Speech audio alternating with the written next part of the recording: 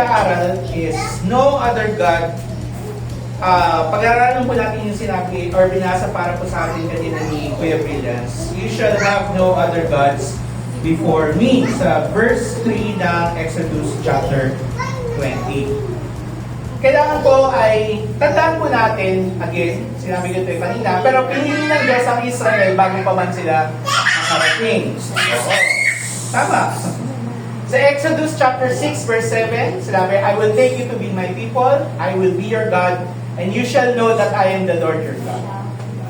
So sa chapter 6 pa lang, di ba, ang 10 commandments nasa Exodus 20, sa chapter 6 pa lang, nandun pa sila sa loob ng Egypt, sinabi na ng Panginoon, kukunin ko kayo para maging bansa ko at ako ang inyong magiging Diyos. Pero actually, pinili na ng Diyos ang Israel bago pa sila makarating sa Egypt. Bago pa sila na enslaved doon, tinakda na ng Panginoon na sila ay pipiliin. Sinabi dito, I will bring you into the land that I swore to give to Abraham, Isaac, Jacob, and I will give it to you for a possession.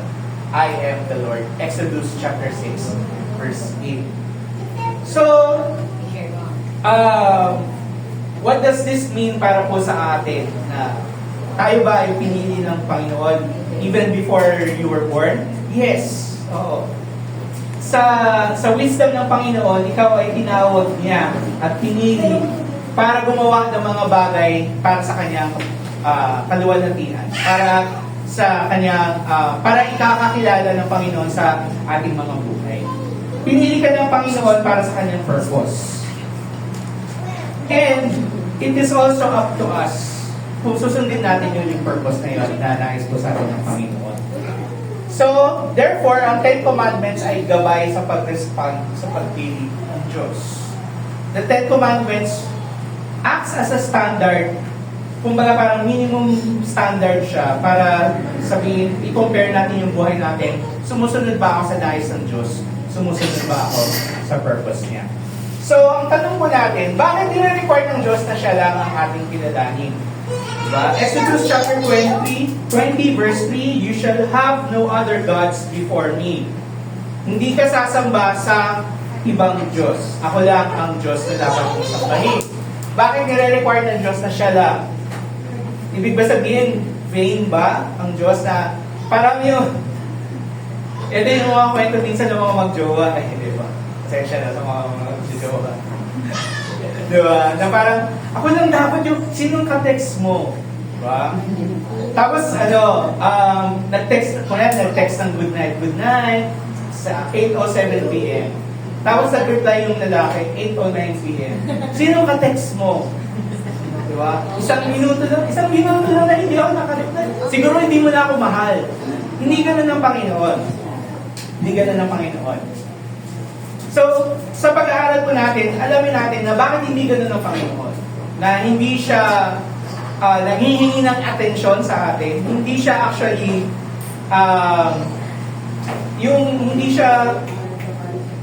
hindi siya nangangailangan ng validation. Okay? And, bakit grasya ng Diyos na maituturing ang kanyang batas?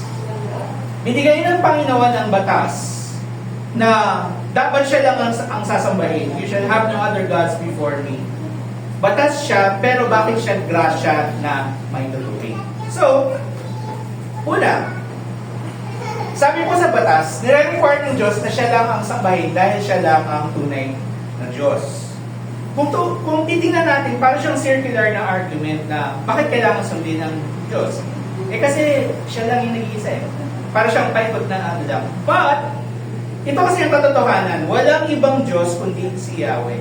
Siya lang ang karapat-dapat na sambahin. Paano natin alam na isa lang ang tunay ng Diyos?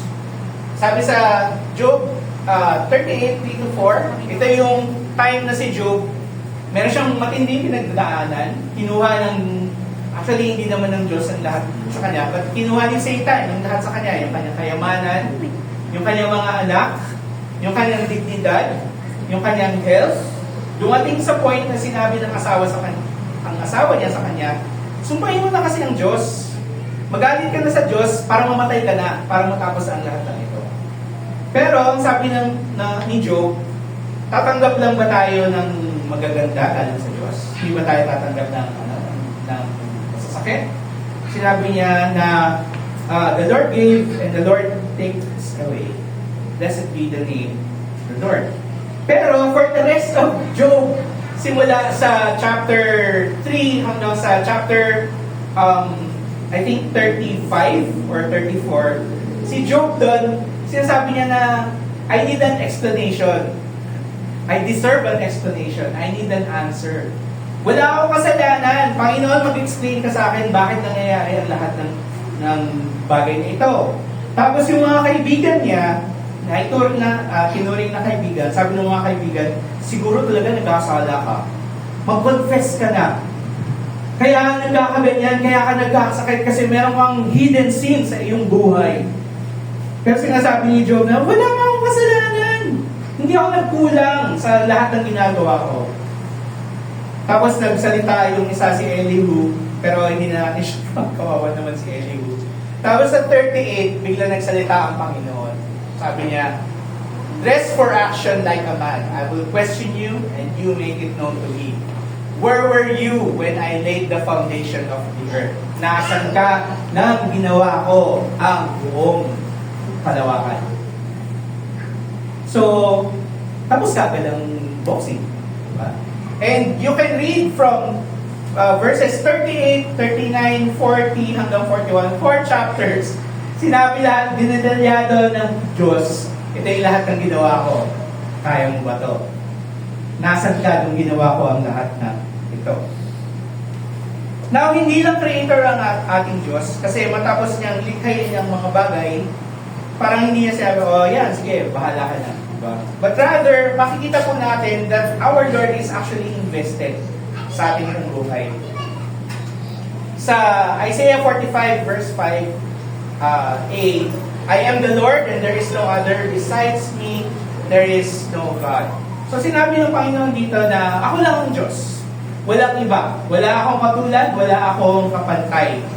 Ang konteksto po nito is ang Diyos, inutusan niya ang emperor or ang hari na si Cyrus para pabalikin yung mga Hudyo na nasa exile.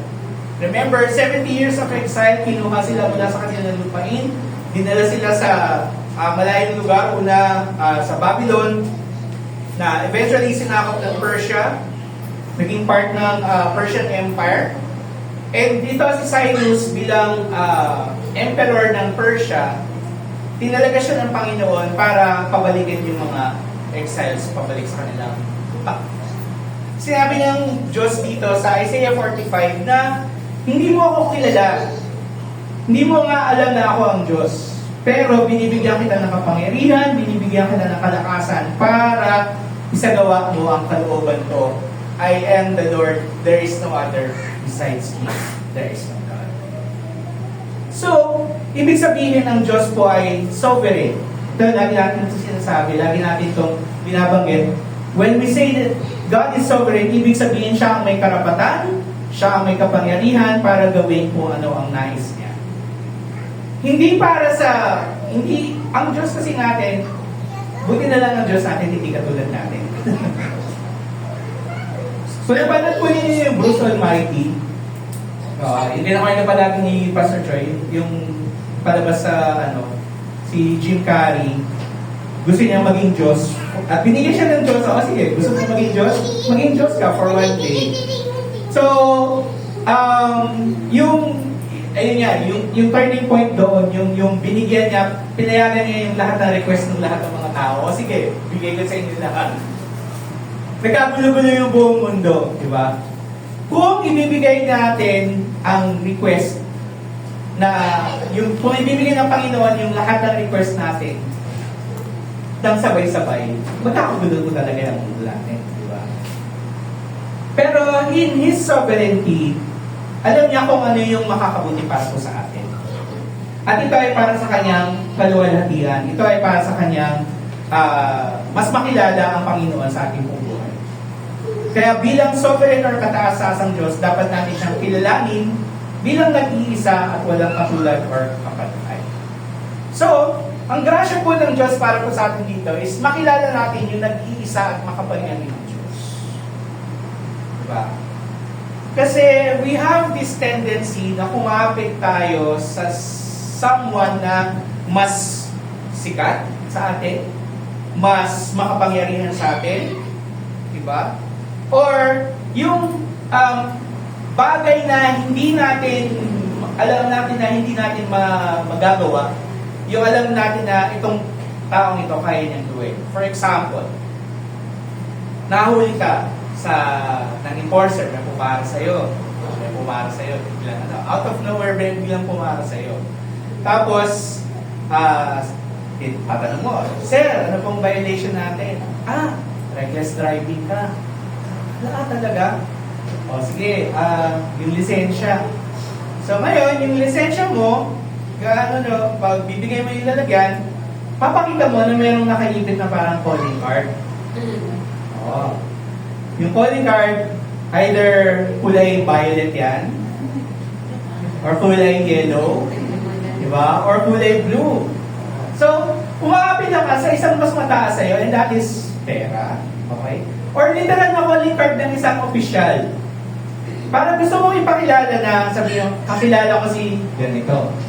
Kakilala ko si ganyan. Si mayor, si congressman, ganyan. Si governor, si presidente, di ba? Gusto natin para, kakilala mo pala, hindi na kita sige, okay na. Ganyan yung gusto natin na mangyari. Umaapila tayo to a higher power para makuha natin yung gusto natin. Ang kautusan ng Diyos na kilalanin siya bilang isang Diyos, na bilang nag-iisang Diyos ay may tuturing na grasya. Kasi ang sinasabi ng Panginoon sa atin, ako yung pinakamakapangyarihan, kumapit ka sa akin.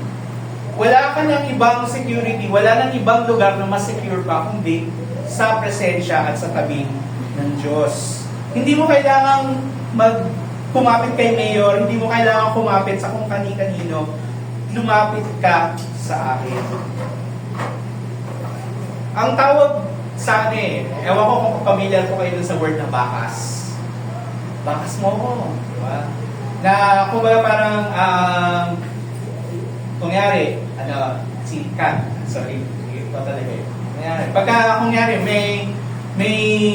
Kunyari, ako, galing ako sa trabaho, tapos pauwi ako, tapos meron biglang humarang sa akin na gusto kong gawan ako ng masama. Tawagin ko si Kat. Diba? Tawagin ko si Kat. Bakas kita eh. Diba? Ibig sabihin, meron kang backup. Meron kang reinforcement, alam mo mas malakas. Kapag, oy, tigilan mo ako ha. Parang ganun. Tigilan mo to. Naalala ko na yan. Walang mambubugos, walang nangaapi sa kapatid ko ha. Ako lang. Diba? Ganun yung konsepto ng bakas. Na alam mo nandyan siya, alam mo na hindi ka niya pababayaan. Sabi ni Job, matapos niyang saluhin yung sinabi ng Panginoon sa chapter 38 hanggang 41, ang sabi, natameme na lang siya, tapos sabi niya, I had heard of you by the hearing of the ear. Naikwento ka lang sa akin na ganito ka. But now my eye sees you. Nakita ko mismo sa aking mga mata kung gaano ka makapangyarihan. Tapos ang response niya, therefore I despise myself and repent. Yun po ang proper na response sa atin when we see the greatness of God. That we repent, makita natin yung mga pagkukulang natin na, Lord, kulang pala. Akala ko okay na ako sa harapan mo, kulang pa pala. Therefore, I despise myself and repent. Patawarin niyo po ako, Panginoon. Also, yung mga disciples, nung nakita nila or si Jesus kasama nila sa bangka, at sila po ay nakaranas ng bagyo, not unlike nung naranasan natin nung Thursday night, na nakakatakot po talaga. Na dumating na sa point na lulubog na halos yung bangka. Tapos si Jesus nandun sa gilid, natutulog. Tapos sinabi ng mga disciples, Jesus, gising! Mamamatay na po tayo. Tapos sabi ni Jesus, bakit kayo natatakot? Why are you afraid of you of little faith? Tapos tumayo siya, pinatigil niya, sinabihan niya yung mga hangin at yung dagat. Sinabi niya, tumigil kayo! Tapos yun, kumalma na ang lahat. Ang response ng mga lalaki, ng mga disciples, and the men marveled saying, "What sort of man is this that even the winds and the sea obey Him?" Dahil sa presensya ng Diyos, kapag pinakita niya ang kanyang kadakilaan, wala tayong ibang reaction kundi mamangha at sumamba. Pero kasi nga, ang natural tendency natin is humanap ng mas malakas sa atin for our assurance and security. Minsan nga sa atin, nangyayari yan sa social media na nangyari na meron kang nakitang celebrity, ganyan. Dumaan si Pablo. Pa-picture ka. Diba? Para gusto mong i-flex yung picture na yun kasi at one point in time, meron kang nakita na someone mas greater sa iyo. Diba? And, ayun nga, kung familiar kayo sa mga nangyayari sa balita ngayon, diba? Yung mga trending na yan, yung mga survey, sinong lumalabas sa survey na nangunguna, diba? Sumasama kasi ang mga tao sa kung ano yung sa tingin nila mas magbe-benefit sila. Pero, hindi porket trending ay tama. Hindi porket trending ay tama. Kaya tinanong ni Elijah yung mga tao, yung kwento, yung showdown between Elijah and the prophets of Baal, pag-aaralan mo natin ito next week. Sabi ni Elijah doon sa mga tao, "How long will you waver between two opinions? If the Lord is God, follow Him. But if Baal is God, follow Him." Hanggang kailan kayo maniniguro? Sinasabi ni Elijah dito. Hanggang kailan kayo magiging sigurista? Na parang pinagsasabay niyo ang Diyos, si Yahweh, at si Baal. Kasi, minsan, actually, ganun tayo Na parang, hindi naman masama yan, wala namang mawawala sa atin. Diba? Naniniwala ako kay God, pero naniniwala din ako sa Puchoy. Diba? Naniniwala ako, Puchoy. Naniniwala ako kay God, pero okay lang na gawin ko ito. Diba? Kasi, naniniguro tayo. Wala namang mawawala sa akin siguro. Pero actually, maraming mawawala sa atin. Kung hindi natin ilalagay ang ating pananalig at ang ating pagtitiwala sa nag-iisang Diyos. God invites us, He wants us to put our full trust in Him dahil siya ay makapangyarihan. Siya ang may likha sa lahat po sa atin. Diba? He is all-powerful. Siya ang makapangyarihang Diyos. Kaya niyang patigilin sa isang salita lang ang mga bagyo. Kaya niyang maglikha ng mga bagay. Ang term na ginagamit doon is ex nihilo, out of nothing. Kaya niyang lumikha ng mga bagay out of nothing. But more than that, He is good. He is righteous. And He is merciful.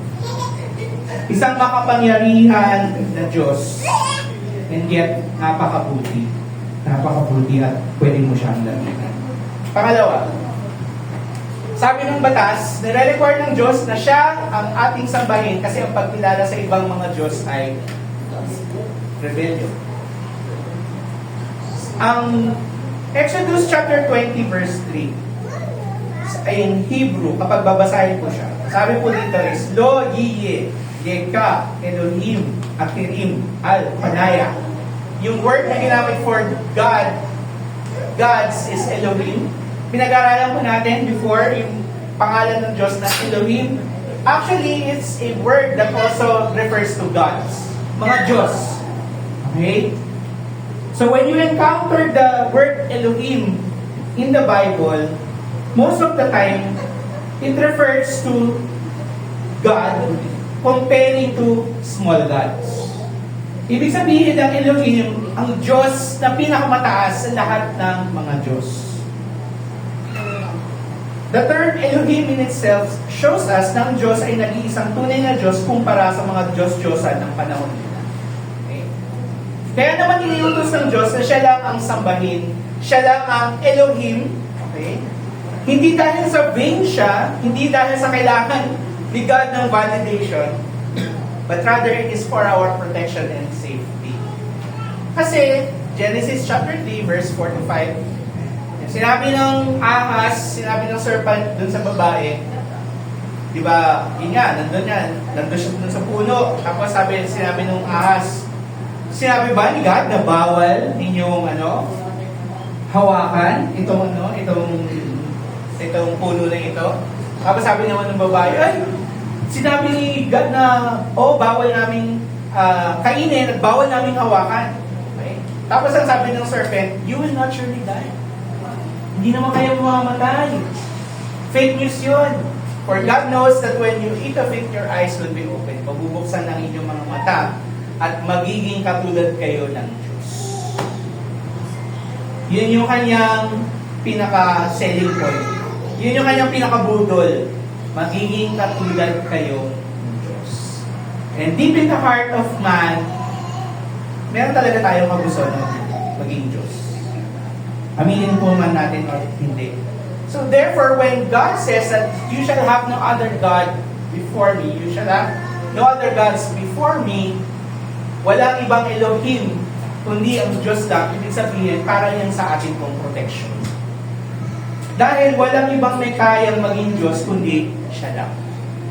Siya lang. Ang natural na kagustuhan natin para sa kapangyarihan, kinumpara din ng Diyos sa isang babae na naghahanap ng kasiyahan sa iba't ibang lalaki. Hosea chapter 1, diba? Sabi dito, when the Lord first began speaking to Israel through Hosea, He said to him, go and marry a prostitute, so that some of her children will be conceived in prostitution. Itong kwentong pong ito, when you study this, and inimitahan ko kayo na actually basahin nyo to, pag-aralan nyo to, na makikita nyo parang bakit si God, bakit sinabi niya na, mag-asawa ka ng kakaibang babae. Eh di ba kailangan maging asawa ko yung dapat kami lang, di ba? Maging faithful kami sa isa't isa. Pero bakit sinabi ng Panginoon, go and marry a prostitute? Okay? So, wag nyo, baka mamaya basahin nyo na, go and marry a prostitute, baka mga single dyan, ha? hindi siya command. Di ba? Hindi para sa inyo yung command nito, para kay Hosea ito. Okay, so hindi kayo si Hosea. Pero, bakit inutos ng Panginoon yun? Kasi, this will illustrate, ipapakita nito kung paano ang Israel ay kumilos na parang isang prostitute by turning against the Lord and worshiping other gods. Kinumpara ng Panginoon, kinumpare ng Panginoon, yung pagtalikod sa Kanya na gaya ng isang prostitute na naghahanap ng kasiyahan sa iba't ibang lalaki. And that is very degrading, di ba? Pero, yun po ang sitwasyon ng ating pong puso. Aminin man natin or hindi. Dahil sa tendency natin na humanap ng kapangyarihan na magsesecure sa atin, para tayong mga may asawa din, di ba? Pero naghahanap ka pa ng ibang asawa sa paniniwalang mas match kayo para sa kanila. Real talk lang po. Di ba? Kasi sa media natin, maraming mga kwento, you go to Netflix, you go to YouTube, maraming mga kwento na mababasa na yung mga mag-asawa na sila ganyan, tapos biglang yung asawa, biglang maghahanap ng iba, meron siya nakilala, somewhere, di ba? Tapos, masisira yung unang marriage, tapos, papalakpakan sila ng mundo kasi natagpuan niya yung kanyang soulmate. Kailangan ko po sabihin po sa atin, hindi po totoo ang konsepto ng soulmate. It's not biblical. It's not in the Bible. Walang soulmate na parang, siya ko siya tinagda para sa akin. I'm in the wrong relationship. Kailangan ko makawala. Diba? Hindi gano'n. Ang disenyo ng Panginoon para sa marriage is that isang lalaki, isang babae, pinagsama para maging isa. Dahil dalawang taong undeserving, mamahalin nila ang bawat isa katulad ng pagmamahal ng Diyos sa atin. Marriage is an illustration of how God loves us, not of how we will find our happiness sa tinatawag natin na soulmate. Hindi po. Hindi totoo yun. Oo. Huwag ka magturo. Huwag ka magturo. Hindi totoo yung soulmate na yan. Therefore, kaya nire-require ng batas ng Diyos na siya lang ang ating mahalin at sabayin is actually para ibalik yung ating rebellious at mapaghanap na puso towards Him. So, may tuturing natin na grasya ng Diyos na makilala natin siya ng personal. Think of it, di ba? Isa sa mga presidente nagustuhan ko nitong huli, si Obama. Diba? President Obama. President Obama kasi parang ang cool niya. Bilang mga presidente tapos meron siya ng basketball, and tapos meron siyang collection ng mga Air Jordans, parang makaka-relate ako sa kanya. Naglalaro siya ng PS5. Makaka-relate ako sa kanya. Tapos imagine niyo kung kunyari si President Obama ay katropa mo. Oy, President, yeah. So, anytime, pwede kang pumunta sa White House, pwede kang bubisita sa kanya. Tapos, ayun, pwede kayong magkape. Ganyan. Pero, hindi yun mangyayari kasi wala kami personal relationship. Wala kami personal na pagkakakilala, hindi niya ako kilala. Kilala ko lang siya dun sa mga nababasa ko at sa mga naririnig ko tungkol sa kanya. Pero ang Panginoon po natin, He is deeply personal. He is powerful, He is almighty, and yet He is personal. Ang nais ng Panginoon kung bakit niya nilikha ang tao is that for us to enjoy His presence, hindi lang dun sa garden. But rather yung buong mundo, ma-experience po natin, ma-enjoy natin ang presensya ng Panginoon. Yun po yung plano. Genesis chapter 3, verse 8 to 9, diba? And they heard the sound of the Lord God walking in the garden in the cool of the day. Imagine mo, nasa garden kayo, tapos dadating si God. Sabihin ni God, oh no, nagmerienda na ba kayo? Diba? Saya-saya no, di ba? Lalo kayo, kung yan, nagkatrabaho kayo sa biglang dadating si Ate Christy. O no, kumain na ba kayo? Di pa eh. O, diba? Tapos meron dalang pagkain. Panalo, di ba? Pero ganun ang Panginoon. Di ba? Dumating siya, merienda time, tapos biglang nagtago ang tao. They hid themselves from the presence of the Lord God. But the Lord God called to the man and said to him, "Where are you?" Hindi po ibig sabihin dito na hindi alam ni God kung nasaan ang tao. But it was a reminder to the people or kay Adam and Eve, nasan kayo dun sa relationship ninyo sa Panginoon. Na dahil sa pagsuway ninyo, you are actually now out of the presence and hiding from the presence of God. And that's what makes our God different from any other God. Because our God, He is deeply personal. Very, very personal. Sinabi sa Exodus 33, the Lord used to speak to Moses face to face. Diba? Yun naman nakakausap ni Moses ang Diyos ng harapan na para lang nagkakabe, para lang kayo nagpapwentuhan sa tambayan. Diba? Yung lahat ng mga contemporaries ng Diyos, sa Bible, si Baal, diba? Sa ating kultura, si Zeus, diba? Si Zeus. Diba? Yung mga Diyos na, kung sino pa mga Diyos na alam ninyo, diba? Lahat sila actually distant. Kailangan lumapit ka sa Diyos na ito, minsan gagamit ka ng isang tagapamagitan, isang intermediary. Madalas, sa paglapit mo sa sa Diyos na ito is, hindi mo nga rin siya pwedeng lapitan ng basta-basta eh. Kailangan kausapin mo yung tagapamagitan lang. Pero ang ating Diyos, nasa level siya na pwede natin siyang kausapin. Kaya ang prayer lagi natin sinasabi na ang prayer, huwag yung babaliwalain yan. Huwag natin siyang, sige Lord, pray na naman. Huwag po sanang ganun. Kasi ang prayer, that is our privilege to speak and to talk to God. Magtiwala tayo sa Kanya na parang siyang ama. Parang siyang ama. Na He may be, especially para po sa kung ikaw lumaki ka na walang tatay, itong Diyos na ito, He is a father to you. He can be that father to you. Pwede mo siyang kausapin, pwede mong sabihin yung lahat ng mga nararamdaman mo sa Kanya. Pwede mong idulog yung iyong mga pangangailangan. Sabi nga sa yung dalangin ni Elijah, nung pinrepare niya na po yung sacrifice, ito po yung dalangin niya. Answer me, Lord. Answer me. So these people will know that you, Lord, are God, and that you are turning their hearts back again.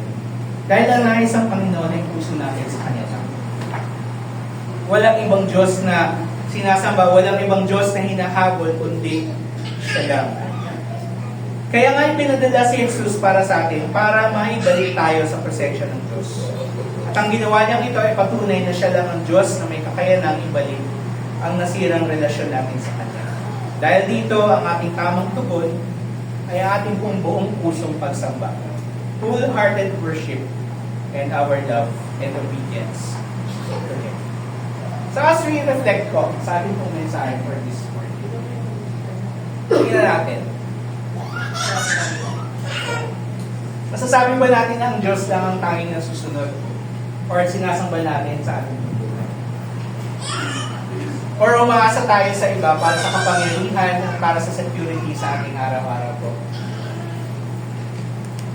Or, yun nga, nire-require ng batas ng Diyos na siya lang ang sambahin, pero grasya ng Diyos na makilala natin siya ng personal. So, meron ba tayong personal na pagkakilala sa Diyos? May isang kwento actually sa Acts na merong isang doon, you can ask for power from God and still have no relationship with Him. So yung mga believers nun, gumagawa sila ng mga milagro, ganyan, nagpapagaling ng mga may sakit, nagpapalaya sa mga demonyo, sa mga nasasagiban. So there was this particular incident na merong 7 anak ng isang priest na kinonfront nila yung isang sinasaniban ng demonyo. Tapos sinabi dun sa demonyo, sa ngalan ni Jesus na itinuturo ni Paul at ni Peter, lumayas ka. Sabi ng demonyo, sinagot sila, kilala ko si Paul, kilala ko si Peter, sino kayo? Diba? Tapos lumabas yung demonyo dun sa lalaki, tapos binugbog silang 7. To the point na nahubaran na sila, talagang wala silang kahihiyan na maitago. Diba? You can pretend that you know God, pero kung wala tayong personal na pagkakilala sa Kanya, diba? Bali wala kang nakita nito. Siya ba ang nasusunod sa buhay natin or nag-a-adjust ang Diyos sa atin? When the Lord says that we should be here, na tayo dapat ay magtipon-tipon, di ba? Sinasabi ba natin, Lord, teka lang, this is my time, ako muna, di ba? Maghintay ka muna mga 4 months, di ba? Tama ba yun? Na parang paghantayin natin ng Diyos on siya ang mag-adjust sa atin. Tayo yung mag-adjust sa Diyos. Tayo yung mag-adjust sa Kanya. In the same way na hindi natin kayang pagalingin ang ating mga puso. Or hindi natin kayang pagalingin ang ating mga sarili sa ating mga sakit. Kailangan natin pumunta sa ospital. Diba? Kaya po kailangan natin, we need to be here at church. Dahil lahat po tayo mga may sakit, kailangan natin ng lunas. Kailangan natin ng pagpapagaling mula sa Panginoon. Yung kagalingan na hinahanap po ng puso po natin, ang ating pong Panginoon. At hindi natin yung mararanasan kung tayo po ay lumalayo sa Kanyang presensya. So, ang ating Diyos po, nararapat lang na sambahin natin at sundin. Mahaling dahil siya lang ang totoong Diyos. At siya ay karapat-dapat sa ating pagsamba. Mahirap minsan unawain, di ba? Pero parang, paano ang isang makapangyarihang Diyos, why would He want to have a relationship with me? Anong meron? Hindi dahil sa ang pogi mo naman, ang cute-cute mo naman, hindi dahil sa ganun yun actually. But it is actually dahil sa mercy at kabutihan po ng ating pong Diyos. Also, this is a warning po para po sa atin. Kasi ang fulfillment ng first commandment, gaya ng sinabi ni Pastor Troy last week, makikita natin kay Jesus. Sinabi dito, Luke chapter 4, if you then will worship me, it will all be yours. And Jesus answered him, it is written, You shall worship the Lord your God, and Him only shall you serve. Warning din po ito para po sa atin kasi it's possible for us to worship another God. Diba? Isang Diyos lang ang sinasamba mo, pero baka mamaya hindi ang Diyos ang ating sinasamba. Sino nagsalita nito? If you then will worship me, it will all be yours. Ang ganda, no? I-quote mo, tapos i-paste mo, copy-paste, tapos it's quote for the day. Luke chapter 4 verse 7, if you then will worship me, it will all be yours.